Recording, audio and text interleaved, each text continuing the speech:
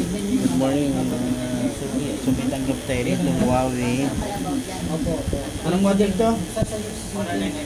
Honor 9X. So kumuha siya ng LCD sa Shopee. So ito po yun. Ito po yung LCD na nakinuha niya. Ito po yung local. So titignan natin kung pwede. Okay lang, LCD ka na ba nakakuha nito? Di ba dati hindi gumagana? Hindi, ang tinanong ko pangalawa na to, di ba? O, pangalawa na. Pangalawa na tong LCD na galing ng Shopee na pinakabit nila. Nung una is talagang may tama yung LCD. So, ang pag-order po sa Shopee ay talagang swertihan. So, titignan natin ulit kung ang LCD na nakuha niya ay good.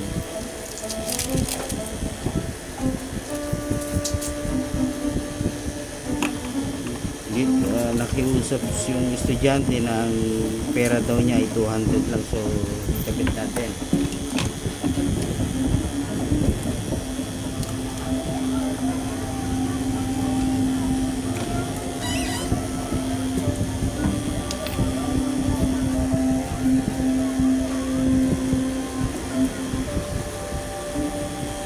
Nung una, nung pumunta ka rito, yung nakuha mo LCD, sira, no? Hindi gumagana nung una. Ito yan.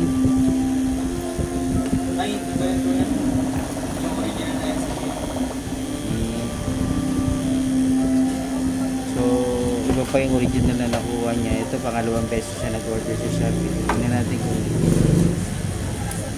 maganda nga yung nakuha niya. Sana okay na. Dati kasi talagang supply yung LCD. Siguro pangalawang LCD na po niya kinuha sa Shopee. Kasi sa Shopee po talaga kung tawag doon ay mga replacement compare mo sa mga LCD na kinakabit natin hindi po siya replacement, kaya nagwa-warranty kami ng 1 month para if ever nagkaroon ng problema yan. Pero itong LCD na to ay galing sa Shopee, so titignan natin, pinakabit niya sa atin kasi 2 beses na siya nag-order yung una talagang sablay, nag-hard touch.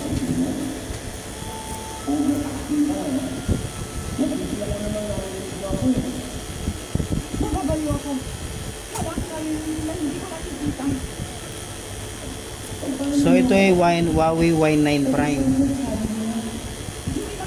Yan o, Y9 Prime yung LCD mo. Oh, Y9S. Ha? Oo nga, 9X nga. Huawei Y9X. Pero ang nakalagay dito, Y9 Prime. Saka Huawei Y9S 2019. Ayun yung nakuha mo LCD. Ayan o. Di ba?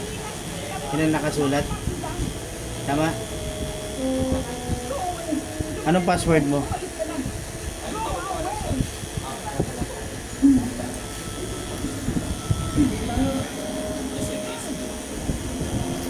Yung touch response, huwag kang umasa na good yan. Kasi nga Shopee yan. Wala nakukuha sa Shopee na magandang klase. 1 week lang yan, 2 weeks, masisira na.